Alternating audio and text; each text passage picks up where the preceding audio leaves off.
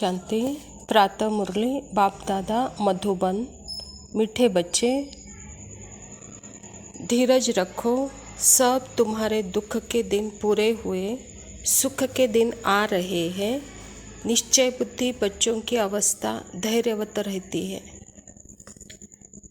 भगवान इस धरा पर आकर हम बच्चों को धैर्य दे रहा है। बच्चे, अभी आप तुम्हारे दुख के दिन पूरे हुए और सुख के दिन आ रहे हैं, तो सदा निश्चय बुद्धि होकर धैर्यवत रहो, कहता बाबा।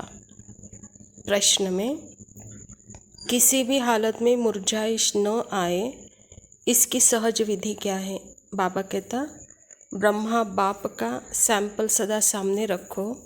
इतने ढेर बच्चों का बाप, कोई सपूत बच्चे हैं तो कोई कपूत है, कोई सर्विस करते हैं, कोई डिसर्विस करते हैं, फिर भी बाबा कभी मुरझाते नहीं, घबराते नहीं।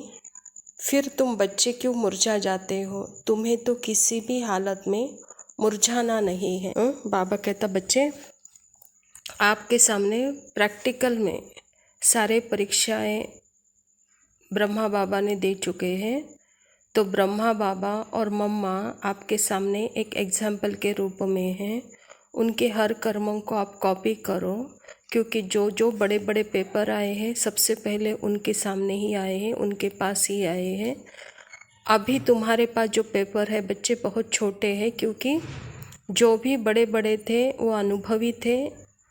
बड़े होने के कारण सब उन्होंने अपने ऊपर लिया। अभी तो आप जैसे कि पोत्रे हो और पोत्रों की कोई परीक्षा नहीं होती है। आप तो यहाँ पे अभी ऐसे समय पर आए हो जैसे मक्खन खाने का समय, तो फिर भी बच्चे आपको मुरझाइश क्यों आती है, पूछ रहे हैं बाबा आज हमको। बच्चे, बाप था तो बाप के सामने सारी परीक्षाएं थी। आप बच्चे हो तो बच्चों को सदा खिले हुए फूल की तरह रहना है, मुरझाना नहीं है। अगर देखना भी है तो बाबा कहता सदा ब्रह्मा बाप को सैंपल के रूप में देखो, कहता बाबा, और सपूत बच्चे बनकर रहो, घबराओ नहीं। गीत है, धीरज धर मनुआ धीरज धर। धारणा के लिए मुख्य सार है, योग बल से पतित दुनिया को पावन बनाने में बाप का मददगार बनना है। याद की यात्रा में रेस्ट नहीं लेनी है। ऐसी याद हो जो सामने वाला अपना शरीर भूल जाए। बाबा कहता, सारी दुनिया को आपको अभी पावन बनाना है, इसके लिए योग बल, और योग बल से ही बाबा को मददगार बनना है। के वक्त रेस्ट नहीं लेना है, याद से अपना शरीर भी भूलना है और सामने वाले का शरीर भी भूल जाए, ऐसे आपकी पावरफुल याद हो, कहता बाबा। दूसरा पॉइंट है, श्रीमत में कभी भी शंका उठाकर अपनी मनमत नहीं चलानी है। हर बात में राय लेते उसमें अपना कल्याण समझकर चलना है। यह श्रीमत स्वयं परमपिता परमात्मा की है। श्रीमत पर शंका अर्थात परमात्मा पर शंका, और जो शंका करते हैं उनका विनश्यन्ति अर्थात संशय बुद्धि विनश्यन्ते निश्चय बुद्धि विजयन्ते। तो परमात्मा के श्रीमत पर कभी संशय नहीं उठाओ, मनमत नहीं चलाओ, हर बात में कल्याण समझकर चलो, कह रहा है बाबा। वरदान है, सहयोग की शुभ भावना द्वारा रूहानी वायुमंडल बनाने वाले मास्टर दाता भव। बाबा कहता, जैसे प्रकृति अपने वायुमंडल के प्रभाव का अनुभव कराती है, कभी गर्मी कभी सर्दी, ऐसे आप प्रकृति जीत सदा सहजयोगी आत्माएं अपनी शुभ भावनाओं द्वारा रूहानी वायुमंडल बनाने में सहयोगी बनो।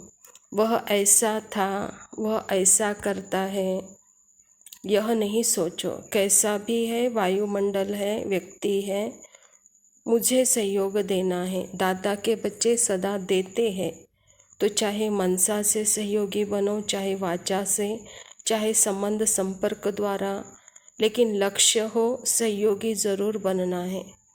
बाबा कहता, अपने सहयोगी वातावरण आत्मिक स्वरूप में स्थित होकर ऐसे पावरफुल वातावरण बनाओ जहाँ हर आत्मा आकर सहयोगी का अनुभव करे, कहता बाबा।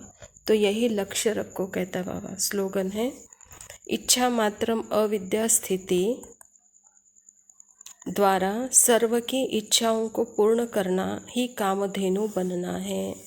अच्छा मीठे मीठे सिकिलदे बच्चों प्रति माता पिता बाप दादा का याद प्यार और गुड मॉर्निंग। रूहानी बाप की रूहानी बच्चों को नमस्ते। हम रूहानी बच्चों की रूहानी बाप दादा को याद प्यार और नमस्ते। Love you Baba, thank you, शुक्रिया, ओम शांति।